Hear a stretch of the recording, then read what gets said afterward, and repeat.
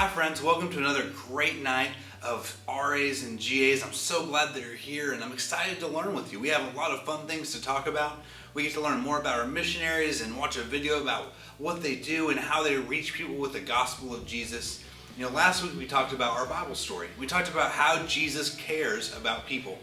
And not just that their spiritual needs are met, that they follow him and have a restored relationship with God, but Jesus also cared about people's physical needs, about the things that they needed right then at the moment. And we got to see that in the story that he fed, 10, 15,000 people so that their needs would be met as they came to listen and learn from him. And the same thing is true about us. He cares about our physical needs too, and that's what WorldCrafts, the mission group that we're going to be talking about, that's what they do, is they meet people's physical needs. Before we dive into that and talk more about them, let's look at our memory verse for the month. And that's John 6:11. It says, "Then Jesus took the loaves and gave thanks. He handed them out the bread to those who were seated. He gave them as much as they wanted, and he did the same with the fish."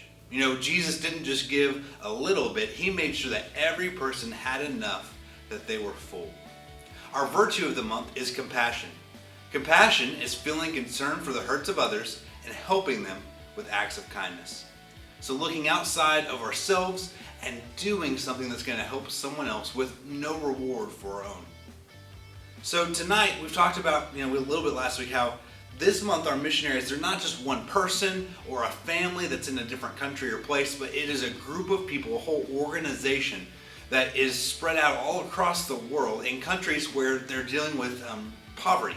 And we've talked about poverty a little bit, but that's anytime someone is in a situation where they don't have enough money to provide for their own basic needs, or the basic needs like food, water, shelter are so expensive that no one can afford them. They're so hard to access that the people live in a really bad situation. They live day to day. They don't know if they're going to be able to eat or have somewhere to stay every single day. And so WorldCrafts are doing their best to help meet those physical needs that people have in countries where it can be really hard to meet those needs.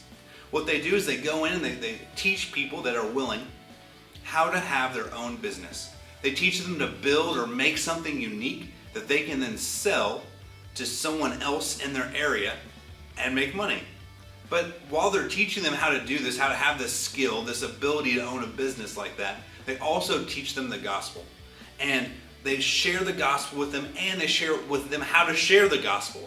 So they're meeting people's physical needs and then teaching them about the spiritual needs that they have. Because some people in these countries might not even know who Jesus is or the needs that they have because of their sin.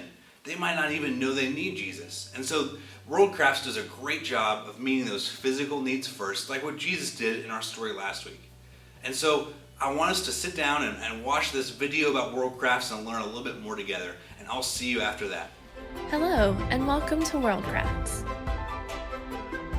This month, we'll learn about a ministry known as WorldCrafts and the work they do all over the world.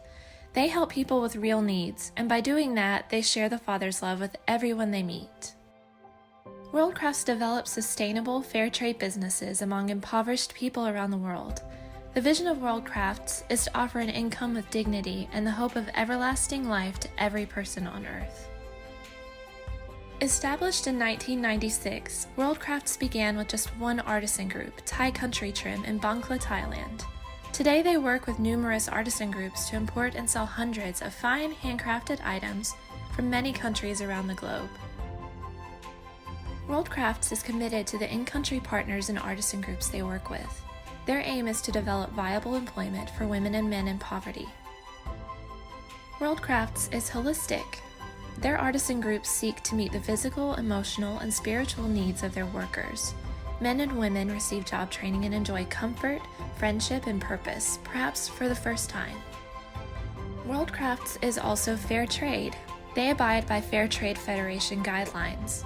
Fair trade buyers ensure that artisans receive fair wages and the goods purchased are produced in an ethical and an environmentally friendly manner. Pray for WorldCrafts and their partners around the world. Pray for the Father to continue to use them to provide opportunities to share eternal hope and a sustainable living for the people they serve. That's all we have time for today. See you next time.